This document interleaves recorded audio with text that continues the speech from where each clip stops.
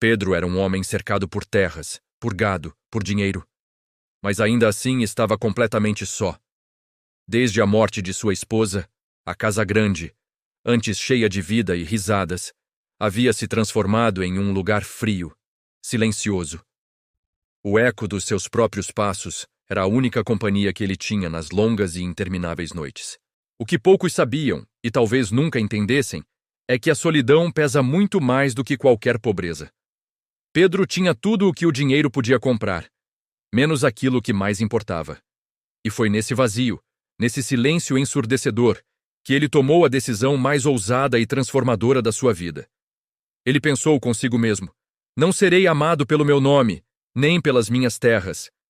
A partir daquele dia, ele se vestiria como um homem simples, um trabalhador comum, um lavrador. Ele esconderia sua riqueza sob roupas surradas, porque ele sabia uma verdade profunda: quem ama o ouro, não ama o coração. Com roupas gastas, botas marcadas pelo tempo e um chapéu de palha surrado, Pedro partiu em sua jornada. Ele viajou por vilarejos e fazendas distantes, e se apresentava sempre da mesma forma, com a voz humilde e o olhar esperançoso. Sou apenas um trabalhador e procuro uma esposa. E a resposta, quase sempre, era o desprezo. As pessoas o olhavam de cima a baixo com desdém. Ele ouvia frases que cortavam mais do que faca afiada. Pobre não serve para casar. Amor não enche barriga. Cada rejeição doía. Doía muito, mas também ensinava. Ensinava sobre o que as pessoas realmente valorizavam. Até que, um dia, depois de muito andar, Pedro chegou a uma grande fazenda. O dono era um homem sério, de poucas palavras, e tinha 4 filhas: Júlia, Rebeca, Sabrina. E então ele viu Beatriz. Beatriz não era apenas bonita. Havia algo mais nela. Ela era gentil, educada, humana. Havia uma luz em seu olhar, uma bondade em seus gestos que a diferenciava de todos ao redor. Mas essa luz, essa pureza, incomodava. As irmãs mais velhas zombavam dela constantemente. Ridicularizavam suas atitudes, humilhavam sua bondade.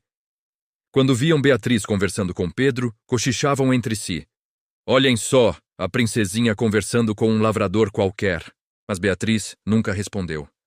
Ela nunca se rebaixou ao nível delas, porque ela sabia que quem tem bondade na alma não precisa gritar para ser ouvido.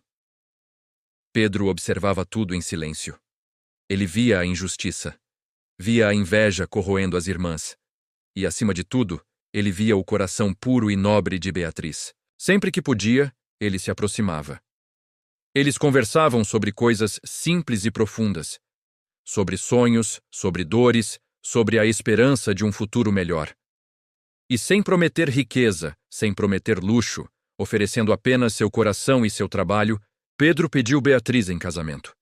Para a surpresa e fúria de suas irmãs, ela aceitou.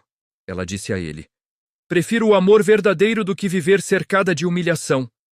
Eles partiram juntos, foram para uma casa pequena, simples, apertada. Pedro trabalhava duro no campo de sol a sol, e Beatriz o esperava em casa, sempre com um sorriso no rosto.